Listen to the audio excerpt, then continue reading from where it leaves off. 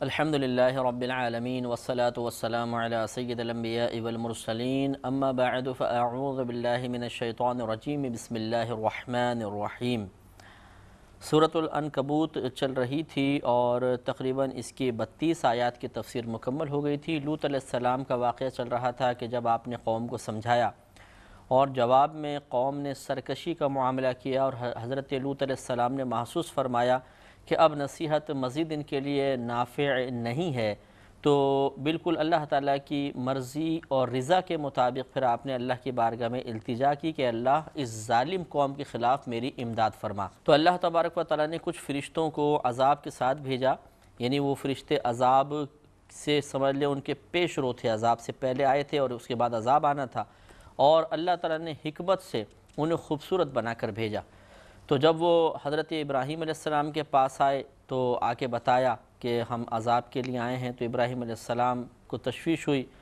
اور آپ نے یہ جیسے پچھلی آیات میں گزرا ہے کہ ان کے سامنے یہ کہا کہ اس میں قوم میں تو لوط بھی ہیں، تو فرشتوں نے کہا کہ لوط علیہ السلام کو اور آپ کے گھر والوں کو نجات دی جائے گی سوائے آپ کی زوجہ کے کہ ان کے ساتھ ملی ہوئی ہے۔ اور پھر وہ چونکہ خوبصورت شکل کے اندر آئے تھے، لہٰذا اب ان کا آنا اور حضرت لوط علیہ السلام کو ان کو دیکھنا، اور دیکھنے کے بعد پھر آپ کا یہ سوچنا کہ خوبصورت لوگ ہیں، میری قوم ان کے ساتھ بھی برا معاملہ کرنے کی کوشش کرے گی، تو آپ غمگین ہوئے۔ اسی کو اللہ نے بیان فرمایا وَلَمَّا أَنْ جَاءَتْ رُسُلُنَا لُوطًا، اور جب یہ کہ آئے ہمارے قاصد لوط کے پاس، سِیءَ بِهِمْ، تو ناگوار گزرے وہ لوگ، یعنی ان کا آنا آپ کو ناگوار گزرا، وَضَاقَ بِهِمْ ذَرْعًا، اور ان کے سبب دل تنگ ہو گیا۔ ان کے سبب دل تنگ ہونے کا مطلب یا ناگوار ہونے کا مقصد یہ نہیں تھا کہ معاذ اللہ ان کی موجودگی کی بنا پر یا یہ مہمان کیوں آ گئے، بلکہ جیسے آپ کو بتایا کہ اس وجہ سے آپ کا دل تنگ ہوا، اس وجہ سے آپ کو غم لاحق ہو گیا کہ اب میری قوم میرے ان مہمانوں کے ساتھ برا کام کرے گی، تو یہ مہمان کیا سوچیں گے دل کے اندر۔ لیکن وقالو، ان فرشتوں نے کہا لا تخف ولا تحزن، آپ نہ تو خوف کیجئے اور نہ آپ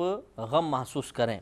انا منجوک واہلک الا امرأتک کانت من الغابرین، بے شک ہم نجات دینے والے ہیں آپ کو اور آپ کے اہل کو، یعنی گھر والوں کو، سوائے آپ کی زوجہ کے کہ وہ پیچھے رہ جانے والوں میں سے ہے۔ انا منزلون علی اہل هذه القرية رجزا من السماء بما كانوا يفسقون، بے شک ہم اس شہر والوں پر آسمان سے عذاب اتارنے والے ہیں، بما كانوا يفسقون، اس سبب سے کہ یہ گناہ کیا کرتے تھے۔ تو گویا کہ گناہوں کا بدلہ پچھلی قوموں پر اجتماعی عذاب کی شکل میں نازل ہوا اور پوری پوری قومیں ہلاک کر دی گئیں۔ یہ تو اللہ کا بڑا کرم ہے کہ ہماری قوم میں اس قسم کے ہزارہا گناہ رائج ہیں، لیکن اللہ تبارک و تعالی ہم پر اجتماعی عذاب نازل نہیں فرماتا۔ ہماری قوم سے مراد اس وقت موجود ہے، چاہے مسلمان ہوں، کفار ہوں، نبی کریم صلی اللہ علیہ وسلم کی آمد مبارکہ کے بعد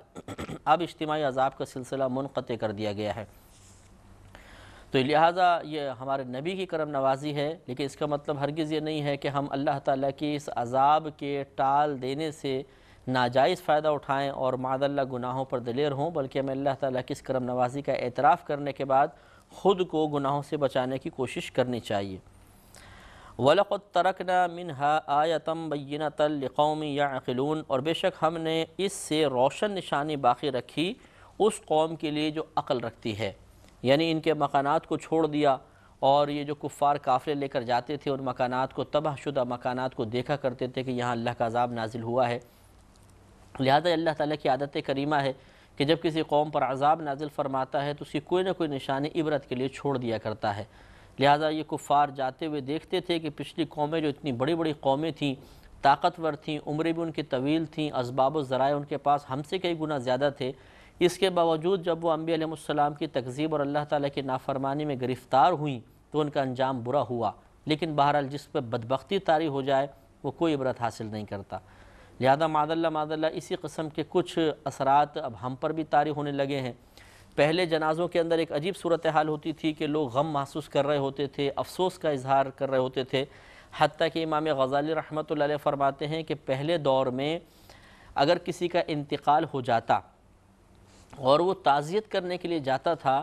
تو یہ نہ پہچان پاتا کہ میت کے قریبی رشتہ دار کون ہیں۔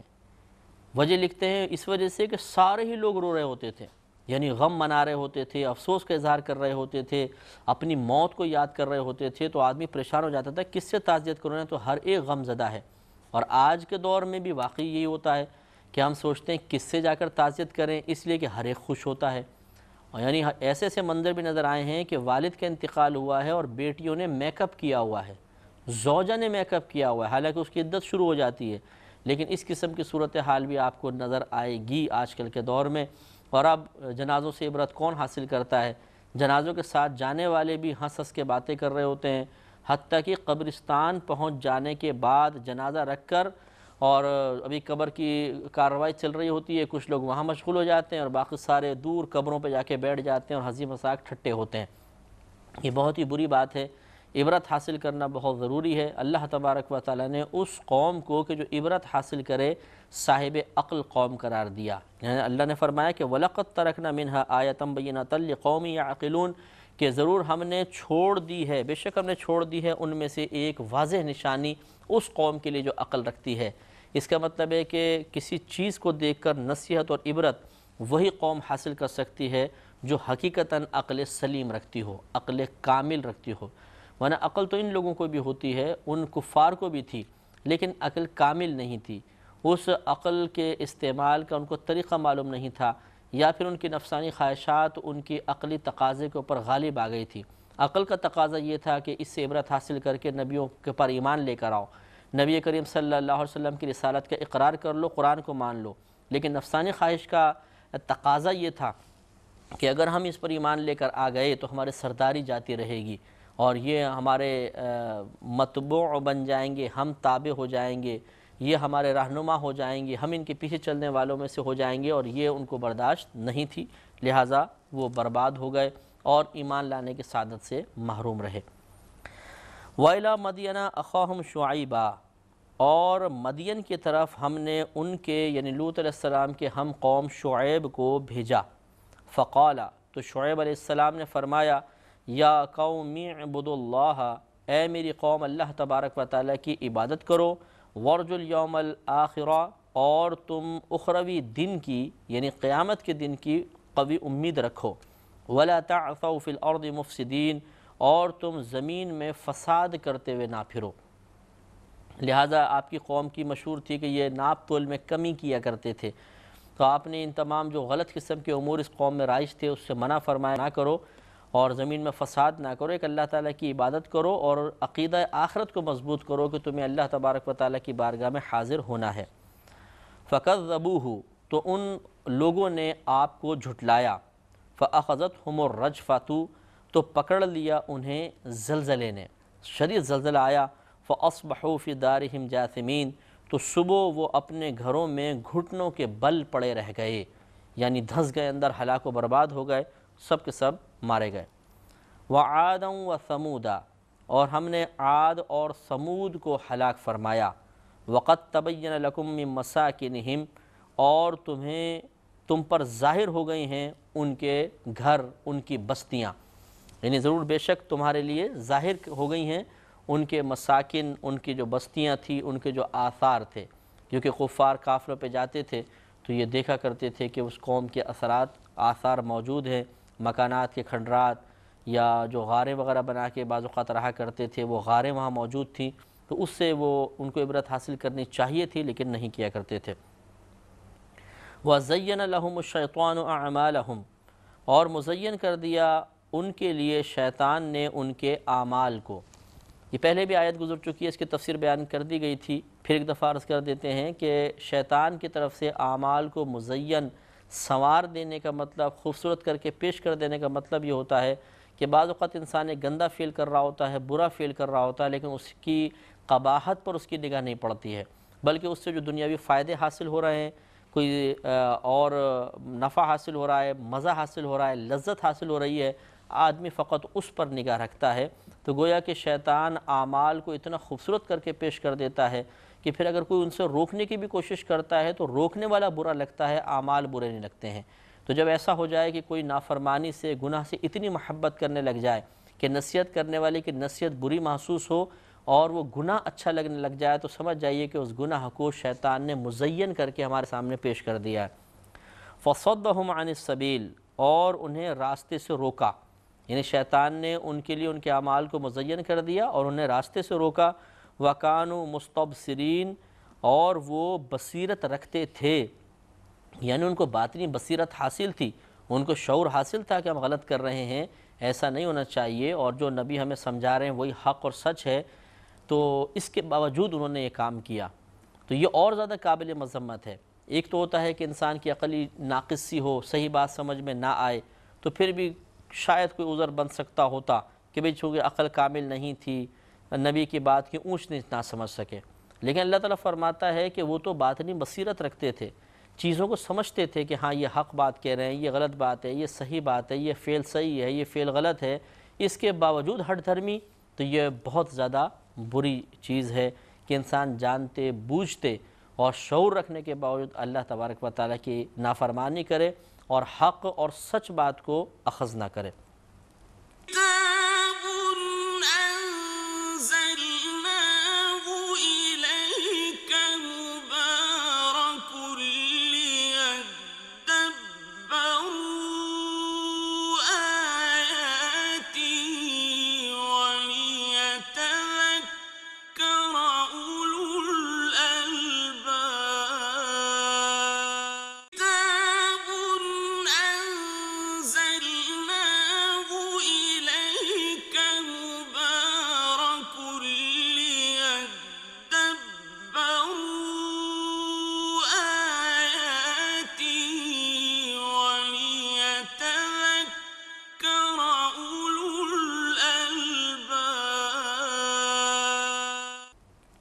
وَقَارُونَ وَفِرْعَوْنَ وَحَامَانَ،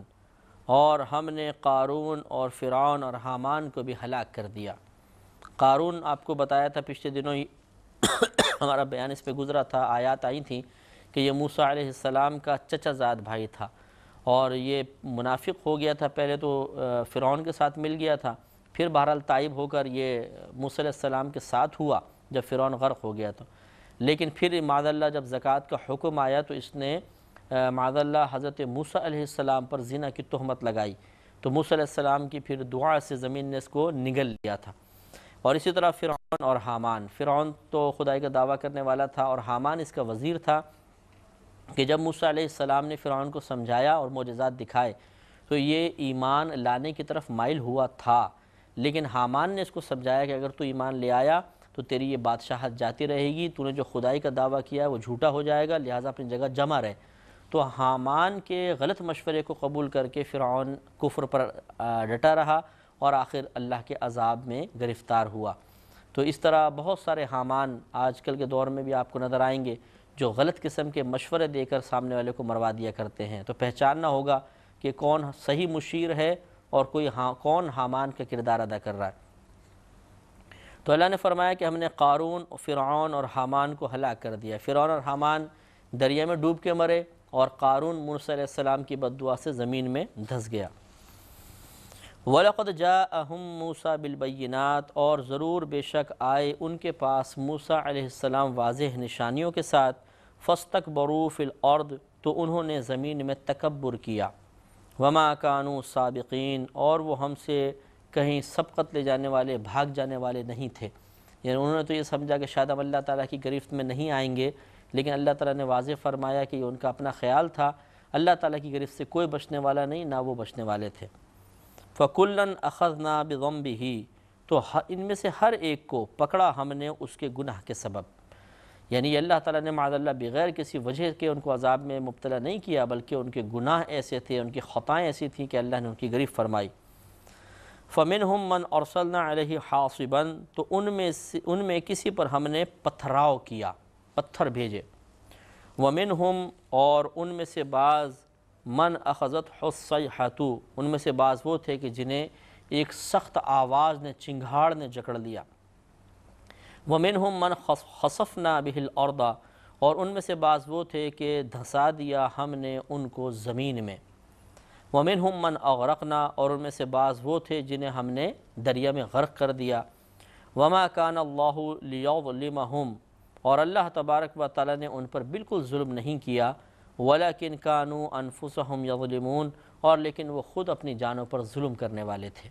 یعنی جب اللہ تبارک و تعالیٰ کسی پر عذاب نازل فرمائے تو اس عذاب کو دیکھ کر یہ کہنا کہ اوہ اتنا شدید عذاب، یار اللہ نے یہ اتنا شدید عذاب دیا، تو یہ کوئی اللہ تعالیٰ کا معاذ اللہ ظلم نہیں ہے، بلکہ ان کے جرم اور گناہ ہی ایسے تھے کہ وہ اس عذاب کے مستحق ہو گئے تھے۔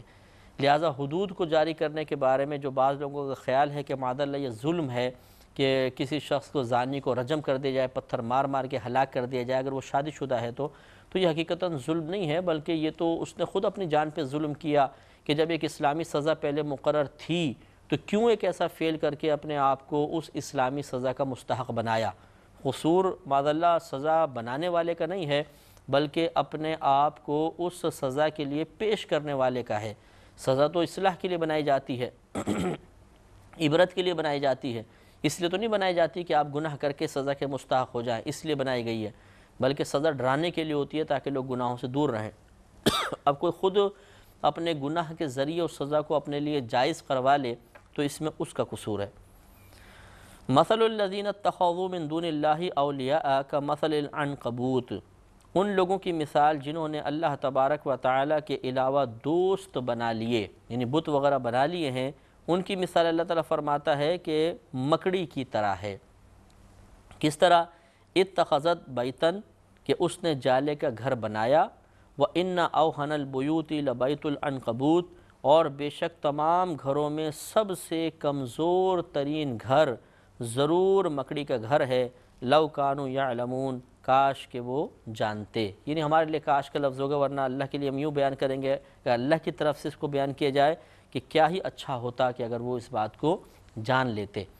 تو اللہ تعالیٰ نے ان کفار کی جو انہوں نے بت وغیرہ بنائے اس کو بالکل مماثل قرار دیا مکڑی کے جالے سے، کہ جیسے آپ نے دیکھا ہوگا کہ مکڑی ایک جالا جب بنا لیتی ہے تو بہت ہی کمزور ہوتا ہے، آپ یوں ہاتھ ماریں ایک دم ختم ہو جاتا ہے، نہ وہ ہوا سے روکتا ہے، نہ سردی سے، نہ گرمی سے، نہ گرد و غبار سے مکڑی کو بچاتا ہے۔ تو جیسے مکڑی ایک جالے کا سہارا لیتی ہے لیکن وہ اس کو کوئی فائدہ نہیں پہنچاتا، اسی طریقے سے اللہ تعالیٰ نے بیان فرمایا کہ کفار بھی بت بنانے کے بعد سمجھتے ہیں کہ ان کے لیے سہارا ہیں، لیکن جس طرح وہ مکڑی کا جالا مکڑی کو کسی خطرے سے نہیں بچا سکتا، اسی طرح یہ بت بھی ان اپنے پوجنے والوں کو نہ دنیا کے کسی خطرے سے بچا سکتے ہیں اور نہ آخرت میں اللہ تعالیٰ کی گرفت سے محفوظ رکھ سکتے ہیں۔ تو بہت ہی نفیس مثال سے اللہ نے بیان فرمایا، لیکن آپ جانتے ہیں کہ کفار کی عادت تھی کہ اللہ تبارک و تعالیٰ کی بیان کردہ ان مثالوں کا مذاق اڑاتے تھے، اور وہ کہتے تھے کہ اللہ کی اتنی بڑی شان اور وہ مکڑیوں کی مثالیں دے رہا ہے، مچھروں کی مثالیں دے رہا ہے۔ ان کا رد کرتے ہوئے آگے اللہ نے کلام فرمایا جو انشاءاللہ اگلے پروگرام میں عرض کریں گے۔ وآخر دعوانا ان الحمد للہ رب العالمین۔